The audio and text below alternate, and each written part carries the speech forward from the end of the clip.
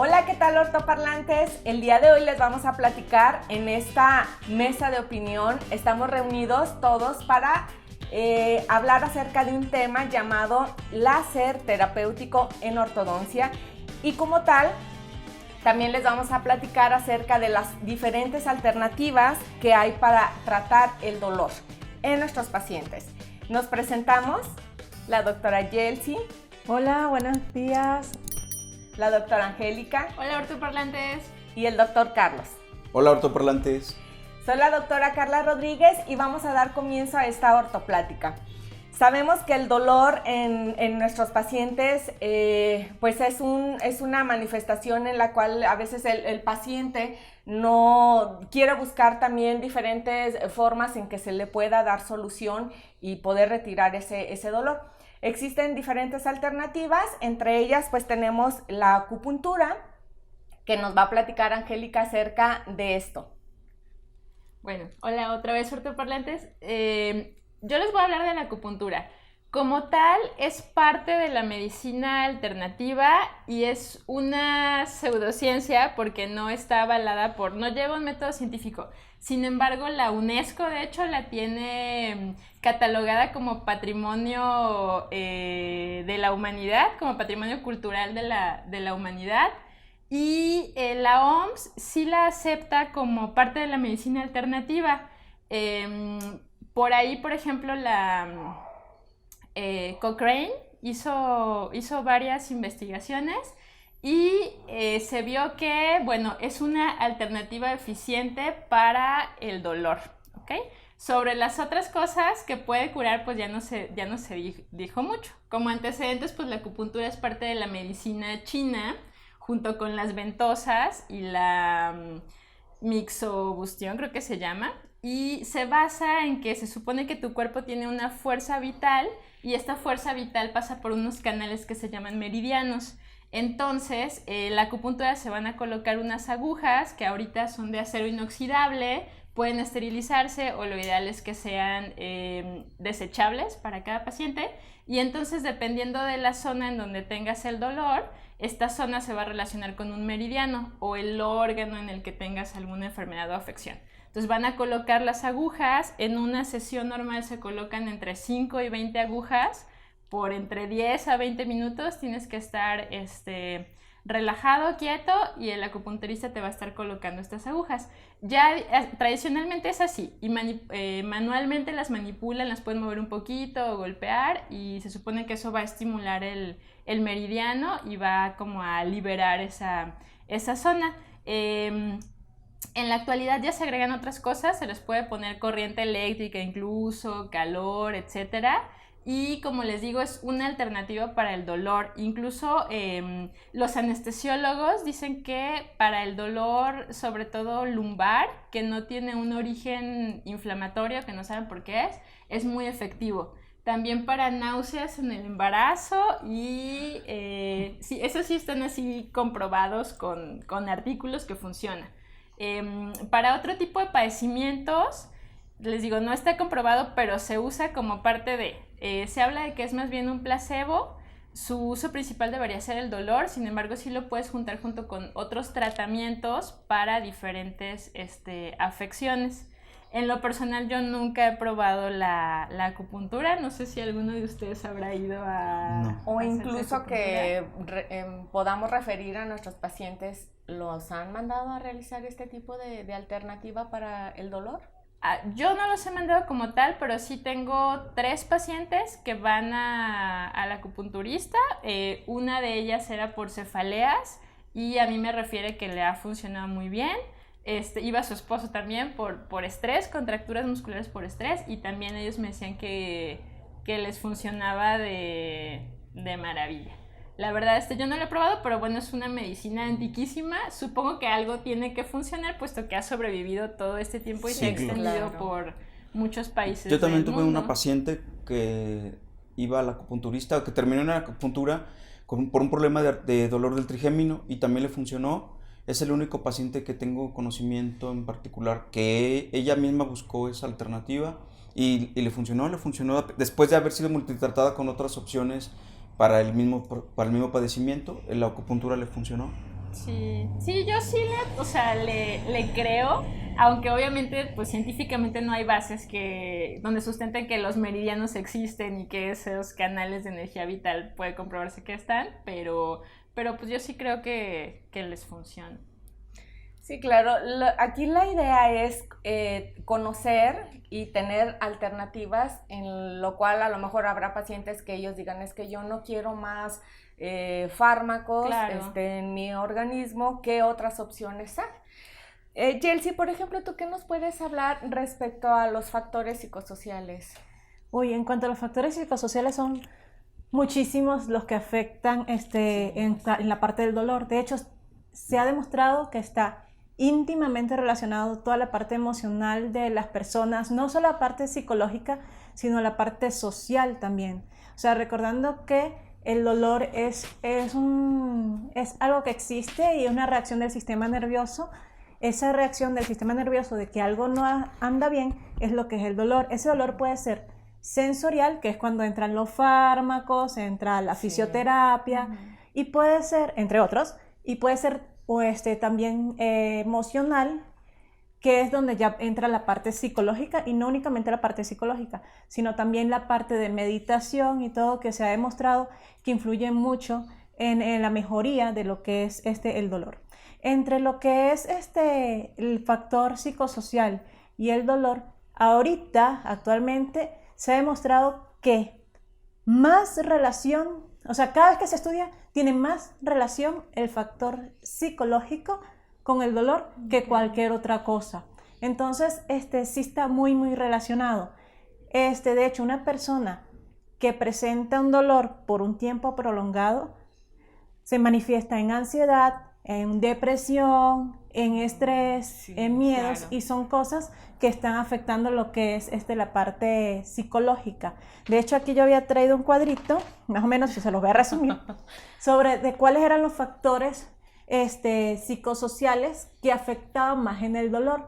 Por ejemplo, entrando en lo que es el factor emocional, teníamos la ansiedad y el miedo, que aunque están relacionados, la ansiedad y el miedo son cosas diferentes. Aunque los dos son cosas emocionales, son cosas diferentes. El miedo es una reacción a lo que ya sucedió.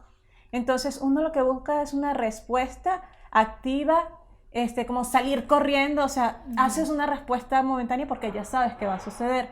La ansiedad, a diferencia del miedo, estás como la incertidumbre de qué va a pasar, entonces te genera como esa, no sé qué va a suceder, y la respuesta es como evitar eso que me causa esa sensación.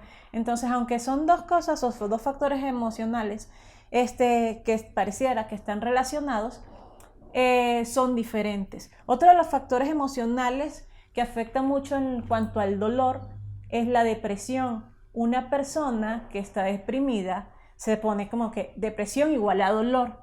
¿Por qué? Porque todos sus pensamientos son negativos. Al nosotros tener pensamientos negativos, va generando esa parte de dolor, no solo de depresión, de que me siento triste, de que no, sino de que cualquier cosa que te tocan, cualquier cosa te molesta, te duele. Entonces está muy relacionado ese factor emocional de la depresión con lo que es el dolor.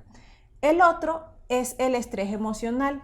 El estrés emocional también está relacionado con la depresión.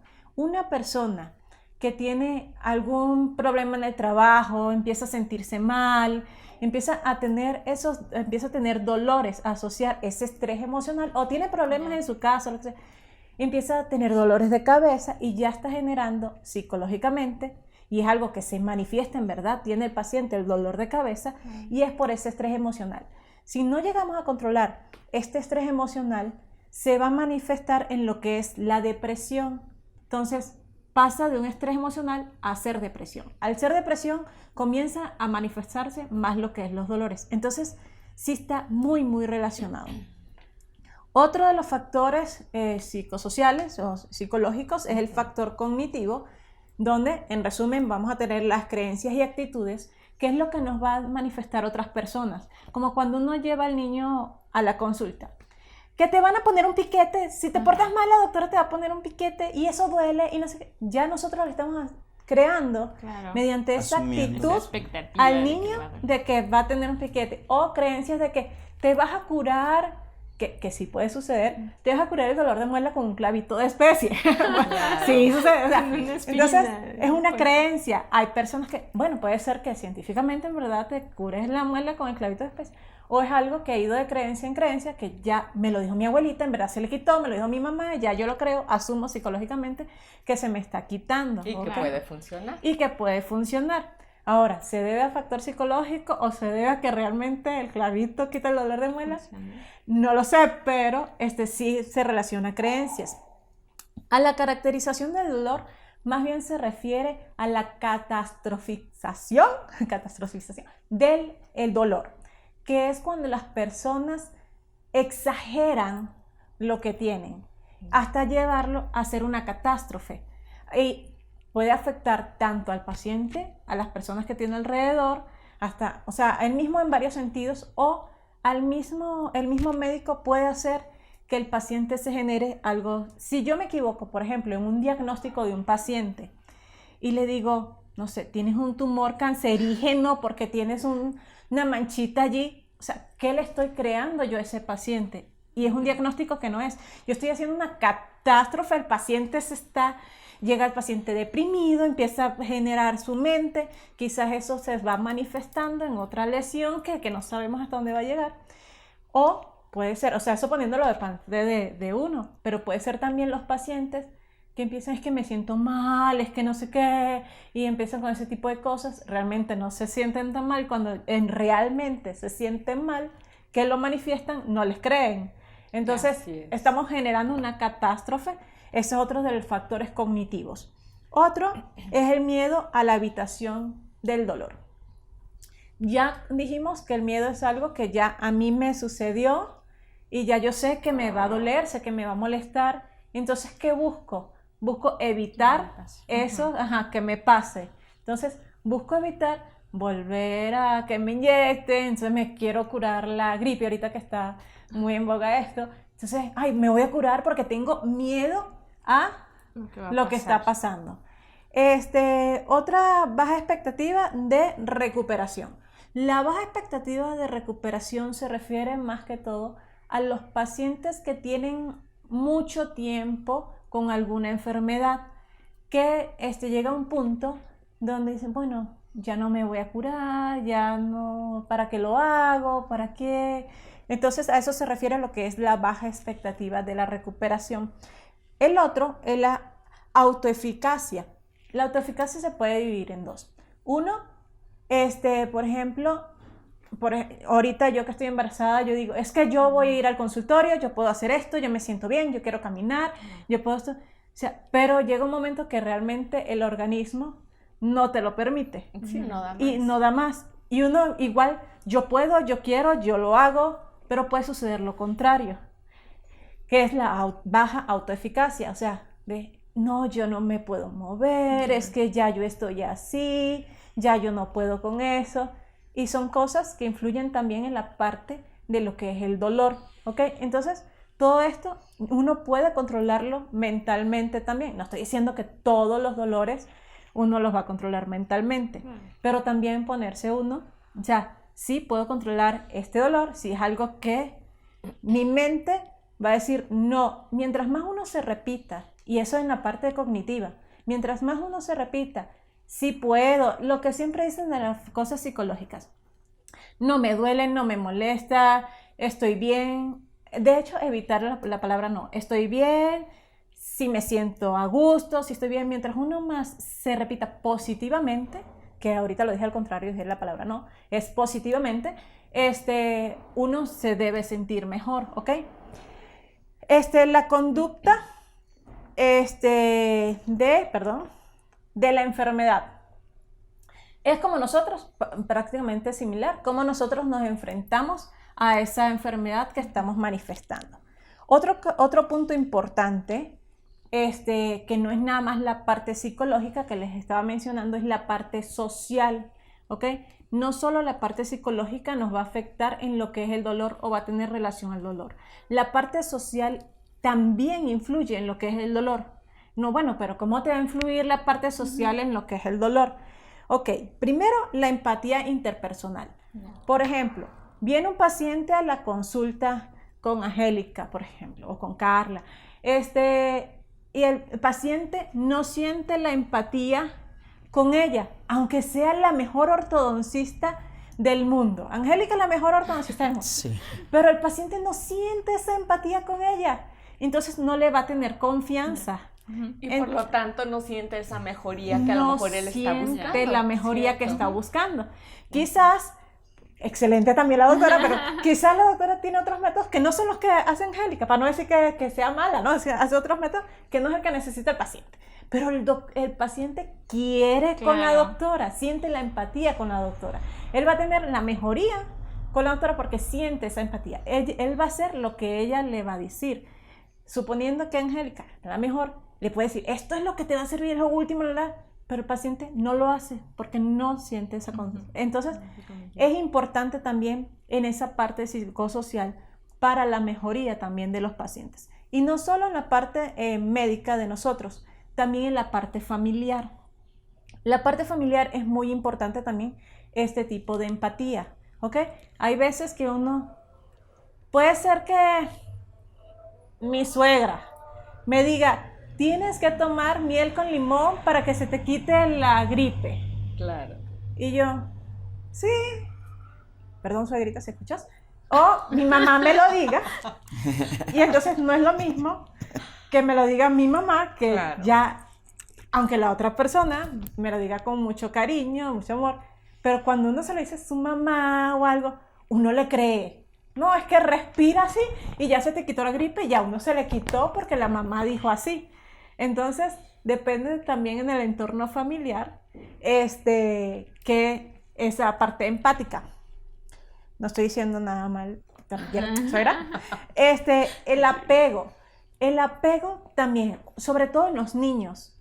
Cuando se va la mamá, o sea, si nos damos cuenta, se va, bueno, puede ser el papá también, pero se va la mamá de viaje o el niño se queda en el colegio y empieza el niño a llorar, le da fiebre el primer día, no sé qué, porque hay un apego emocional.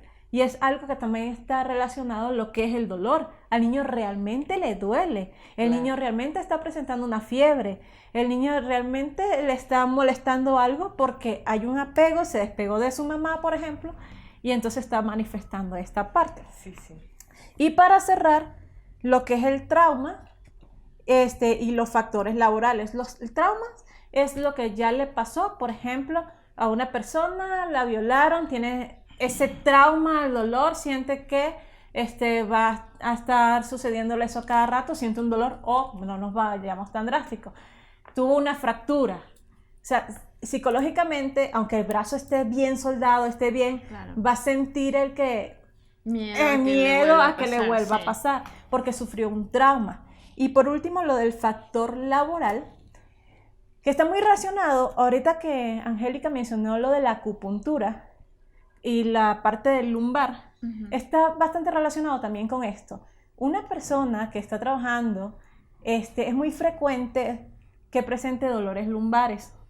Y se ha demostrado psicológicamente que estas personas sí de verdad tienen esos dolores lumbares, les dan su reposo de su trabajo, pero se ha demostrado que el 26%, no me acuerdo en cuál de los estudios fue, que el 26% de esas personas que le daban un incentivo económico volvían antes de la fecha de reposo al trabajo.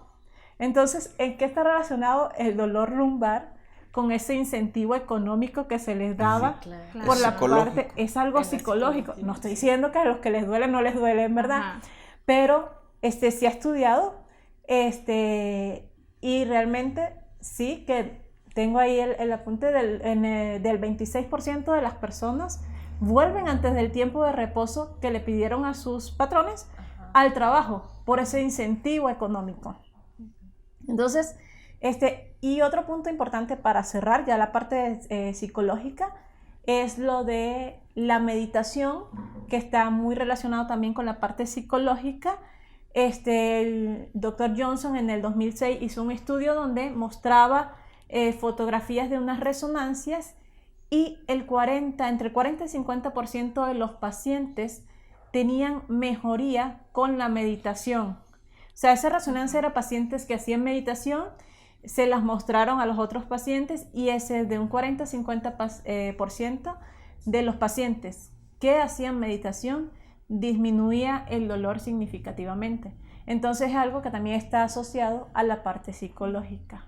Pues es que sí tiene mucha lógica, ¿no? Recordemos que el estrés emocional, finalmente tu cuerpo lo convierte en estrés físico, ¿no? Uh-huh. Cree que estás en una situación complicada y él lo que quiere pues es o responder o huir. Y empiezas a generar cortisol y otro tipo de hormonas que a fin de cuentas sí te crean una reacción fisiológica, ¿no? Como en los ataques de pánico, por ejemplo. A mí sí me ha tocado ver eso en pacientes y en conocidos, y es esa sensación taquicardia, hiperventilar, etcétera. Entonces, pues sí es muy curioso cómo lo podemos, algo que quizá empezó como un pensamiento, lo podemos volver a algo real y algo físico. Sí. Y fíjense en todos los ejemplos que mencionó Yeltsin, que fue muy bien explicado.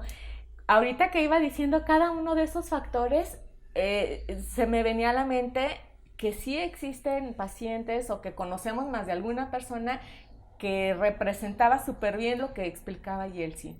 Entonces incluso lo vemos con los pacientes desde el momento en que es cierto eso de que no, yo no quiero que me atienda tal persona, sí, quiero esta, y de buenas a primeras se siente muchísimo mejor.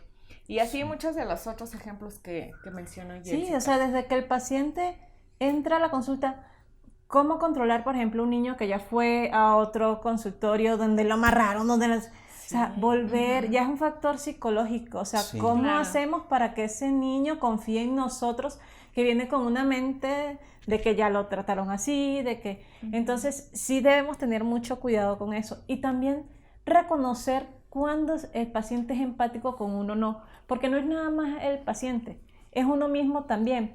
A veces hay pacientes que lamentablemente no lo queremos, y por más que intentamos quererlos, ¿y qué pasa con ese tipo de pacientes?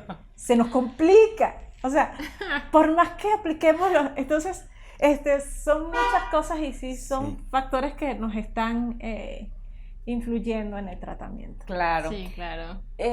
Pero para esto, si recuerdan, en este mes vamos a estar viendo acerca del tema del láser terapéutico en ortodoncia. Y para esto hemos estado publicando algunos posts acerca de este tema, y me gustaría que el doctor Carlos nos desarrollara más acerca de esta alternativa, que si bien ya vimos cómo influyen los factores psicosociales, como también la acupuntura, que es una de las otras opciones, también lo es el láser terapéutico. Doctor Carlos. Hola, ¿cómo están, ortoparlantes? Sí, mira, el láser terapéutico es muy interesante, tiene más de 30 años en el mercado de la odontología. El láser se comenzó a utilizar tratando algunas patologías como el herpes y de hecho inicialmente con el dolor dental. El dolor dental en particular es una experiencia muy particular, porque todos los que estamos dentro de la odontología sabemos que es uno de los dolores más complicados, más angustiantes para las personas. Pero el dolor en ortodoncia en particular, que es el láser en el que estamos comentando ahorita, pues ha tomado un camino muy, muy importante, pero también muy científico. Todos tenemos que recordar, en resumen, el láser se divide en dos partes en la medicina, que es el láser quirúrgico y el láser terapéutico. El láser quirúrgico es para hacer cortes, para hacer tratamientos directamente sobre estructuras biológicas. El láser terapéutico es una onda de frecuencia mucho más noble y que se utiliza para biomodular. La biomodulación es muy interesante porque la luz, si todos podemos recordar, la luz es bien importante para todos nosotros. Nosotros despertamos por la luz del sol, las plantas se alimentan con la luz del sol, pueden hacer su fotosíntesis con la luz del sol. Entonces esa luz se ha tratado de aprovechar porque tiene diferentes frecuencias. Hay luz ultravioleta, luz infrarroja, la luz que nosotros conocemos, luz visible, los rayos X es una forma de energía luminosa, y láser pues también obviamente es una frecuencia específica de luz. Y esa luz lo que va a hacer es biomodular, en particular en el nervio. Lo que hace es que las vainas de mielina se activan, también las conexiones nerviosas se activan. Eso hace que el dolor se comporte de otra manera, pero también bioestimula para que se genere una ortodoncia mucho más eficiente. Se ha descubierto que la ortodoncia puede hacer más rápido. La doctora Jessica que estás haciendo estudios sobre el tema, ella en particular está haciendo ese tema. Y la ortodoncia se ha mejorado en esa parte, no solamente para el dolor, sino también en la activación mucho más eficiente y con menos dolor. Entonces, esos mediadores químicos que generan el dolor, que también es una respuesta muy interesante, de lo cual nos hablaba Angie, pues esos mediadores químicos no se despiertan de la misma manera aplicando el láser que cuando no se aplica el láser. Inclusive los fármacos actúan de manera mucho más eficiente cuando se aplica el láser en conjunto con los fármacos. Entonces, esos temas, ahora el láser es muy, muy importante para nosotros. No vamos a hablar mucho más de esto porque quiero que vean la entrevista que le hicimos al ingeniero Candelas, Eduardo Candelas. Está bien interesante. Él conoce muchísimo de este tema y es un profesional bien preparado para esto. Entonces, vean esa entrevista que le hicimos a él y van a quedar encantados con el tema. También no se vayan a perder la ortocápsula que les va a preparar la doctora Jessica Quiroz. Va a estar muy interesante, así es de que estén muy pendientes de lo que va a estar sucediendo en este mes de marzo con el láser terapéutico en ortodoncia. Entonces, Carlita, si nos puedes continuar, hablé yo un poco de cómo los medicamentos también van a entrar y van a trabajar mucho más eficientemente cuando aplicamos la luz, porque la luz va a biomodular las cosas. Recordando también un pequeño detalle en molecular, en las moléculas cuando aplicamos luz, hay moléculas que se voltean a la izquierda o a la derecha, estimuladas por la luz, por la energía luminosa. Entonces, ese pequeño detalle que pareciera tan insignificante en la vida, para nosotros biológicamente representa condiciones para poder resolver eficientemente problemas para los pacientes. Y eso está determinado ya biológicamente y científicamente. Entonces, Carlita, ¿nos platicas de Bueno, yo les voy a platicar acerca de los fármacos como una alternativa para tratar el dolor. Si se dan, o como ahorita en esta ortoplática, los más utilizados, las alternativas más empleadas, más utilizadas, es el uso de fármacos, en específico el de los analgésicos. Les voy a dar un breve resumen, no me voy a meter tanto en dosis porque no se trata de como si fuera un libro decir para este tipo de problemas utilizamos esto, pero les voy a dar un breve resumen acerca de los analgésicos. Perdón, pero ortoparlantes pueden dejar sus notas y comentarios y mandarle directamente a la doctora una pregunta, porque ella es experta en farmacología. Perdón, continuemos. Ok.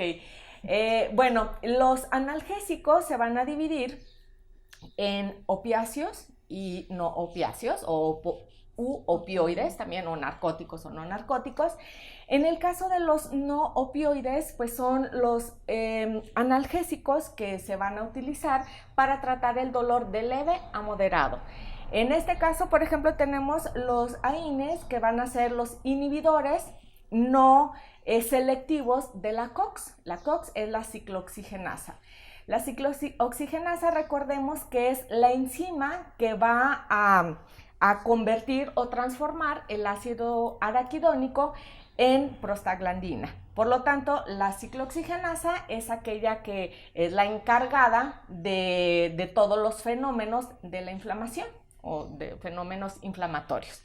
Entonces, tenemos también los AINES inhibidores selectivos de la ciclooxigenasa 2.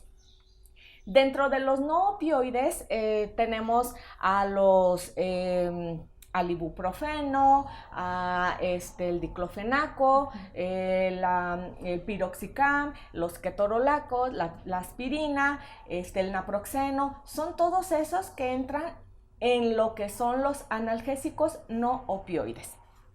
Y también están los analgésicos opioides que en contrario o en caso contrario de los no opioides, estos sí van a causar una dependencia de estos fármacos, ya que son sustancias de origen natural o sintético que también son llamados narcóticos, y estos a su vez nos están diciendo que inducen a producir sueño. Entonces, Dentro de los dentro de los opiáceos o narcóticos están, por ejemplo, para el dolor agudo, ¿qué medicamentos podemos recetar? Pues hay infinidad, pero estos medicamentos tienen que ser de acción inmediata. Obviamente son con una acción, con una dosis más baja y por un corto tiempo, ¿sí? Sin embargo, para el dolor crónico, pues estamos hablando que son medicamentos de acción prolongada o de liberación prolongada, de una dosis más alta y por un tiempo más extenso. ¿Qué es lo que puede pasar con esto?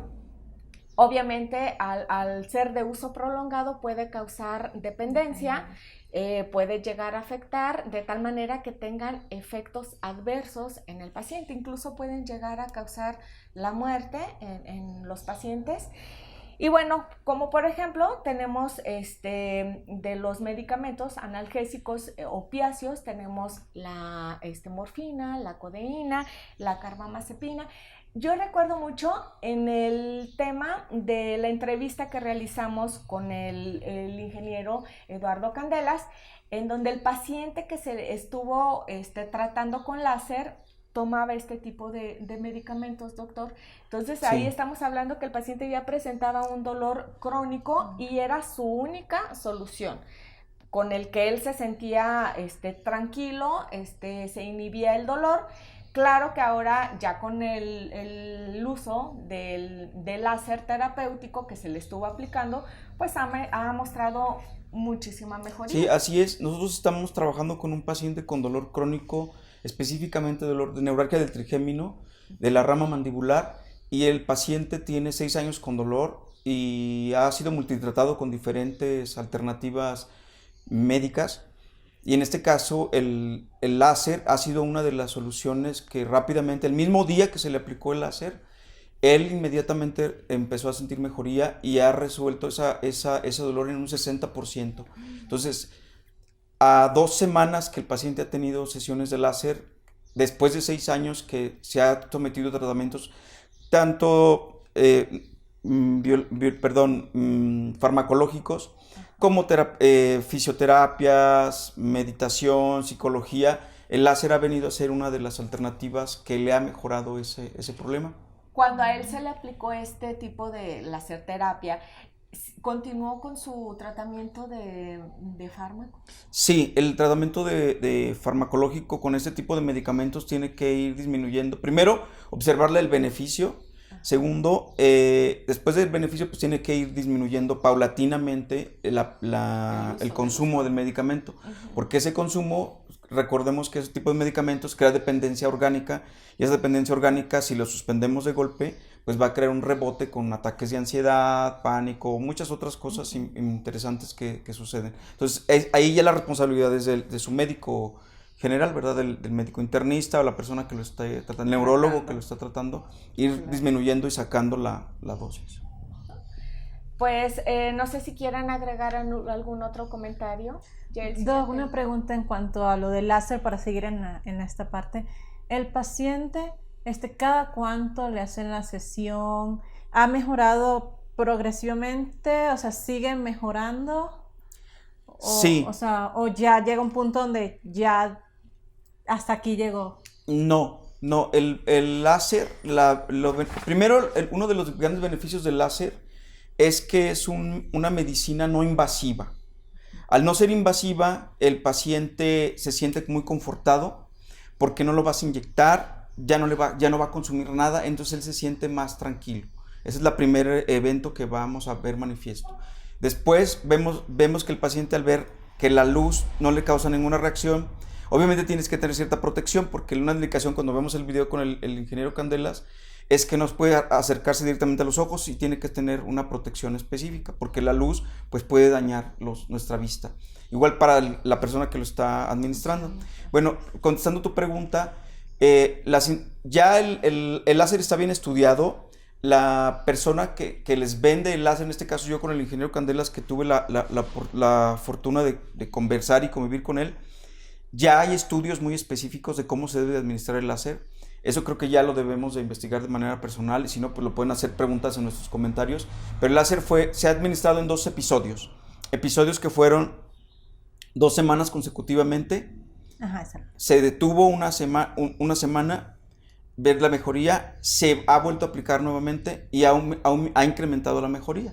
Pero esto, como es algo debe ser muy profesional, debemos irlo valorando para bajando tanto con el paciente como con su médico, porque ha bajado el problema, pero ahora ahí tenemos que entrar a la otra parte, que es ir disminuyendo las dosis de medicamentos para saber que la respuesta del láser sí ha sido efectiva, ¿verdad? En este caso lo que buscamos es la regeneración de la vaina de mielina, que es lo que se ha visto manifiesto en los artículos que se han publicado. La bioestimulación genera una nueva mielinización en la vaina nerviosa. Hay otros factores interesantes que tenemos que conocer de manera profesional. Gracias, Doc. Sí, esa era la pregunta. Y ahora, Carla, A ver. en cuanto a la parte farmacológica, que es de hecho, como tú mencionaste, la más importante dentro de las alternativas del dolor. De hecho, la primera que utilizamos, ¿te duele algo? Lo primero es la parte farmacológica. ¿Cómo manejar esa parte de que el paciente mismo se automedica? Me duele algo y ya voy por estos más nombrados sin saber. Poniendo el ejemplo aquí en la parte de ortodoncia de nosotros, el paciente agarra y va y se pone un ibuprofeno, y para nosotros no está bien utilizar el ibuprofeno en este momento por la parte de la inflamación y todo. O sea, ¿cómo poder manejar eso? O sea, ¿cómo tú lo ves? Es muy cierto esto que dice Yelsi. Desgraciadamente el paciente o incluso personas allegadas, al primer estímulo o reacción que tiene o manifestación de dolor, lo primero que quiere es necesito algo, y sobre todo nosotros lo vemos con nuestros pacientes que tienen el tratamiento de ortodoncia. Entonces, ¿qué limitaciones puede haber? Principalmente, a veces es necesario, sobre todo en pacientes que se les realiza extracciones, pues ciertos medicamentos no pueden ser recetados, o que a veces no nos damos cuenta y el paciente los consume. Entonces sí debemos de ser muy precavidos en ese aspecto, en explicarle al paciente que si va a tener dolor en ese momento, trate de evitar el autorrecetarse, o bien el querer solucionarlo principalmente con fármacos. Si bien ya en algunos consultorios, por ejemplo el doctor Carlos, que ya tiene el láser, esa puede ser una muy buena opción antes de pensar en querer recetarle algún tipo de fármaco a nuestro paciente, ¿no? ¿Y cómo saber en qué momento vas a recetar el fármaco y no esperarte? O sea, ¿realmente el paciente tiene el dolor? Espera, ya se te va a pasar, o sí, utiliza el fármaco. Bueno, yo lo que realmente hago con mis pacientes, yo no les receto ningún tipo de fármaco, a menos que el paciente tenga un tratamiento quirúrgico y que el cirujano lo esté recetando como tal. Pero en ortodoncia. Pero en ortodoncia realmente trato de explicarles que en ciertos días ese dolor tiene que ir disminuyendo. ¿Sí? Yo creo que eso es importante también para cerrar. Quizá nosotros como ortodoncistas o como odontólogos nos enfrentamos a dolores a veces que son muy específicos y que tienen una forma de solucionarse muy específica, ¿no? El paciente necesita una endodoncia, se le hizo la endodoncia y en ese momento eso va a solucionarle su dolor, o al revés, tuvo una cirugía y esa cirugía le provocó un dolor que en algún momento va a terminar, y hay exacto en ese momento que tener un buen control farmacológico para saber qué recetarle, en qué momento y controlarlo. Pero hay otro tipo de dolores quizá un poco más crónicos, como lo que pasaría en el tratamiento de ortodoncia, que es un cierto dolor, más bien una molestia que el paciente va a tener cierto tiempo, o por ejemplo pacientes con problemas de ATM, que también es un tipo de dolor más crónico, o con neuralgias. Entonces por eso es muy importante que sepamos las alternativas para controlar el dolor, porque no podemos estar recetando todo el tiempo fármacos, o como mencionaba Yelsi, hay pacientes que tal vez te digan, sabes que yo no quiero tomar un medicamento, y siempre es bueno saber qué otras opciones podemos tener y poder estar acompañando al paciente, que el paciente se sienta escuchado, comprendido, orientado. Sí, eso es importante. El láser se me hace súper interesante por lo que decía el doctor Carlos, pues no es un procedimiento cero invasivo. Quizá, por ejemplo, yo hablé de la acupuntura, pero pues la acupuntura te implica obviamente un piquete, que es quizá de las cosas a las que las personas le tienen más miedo en general. Sí.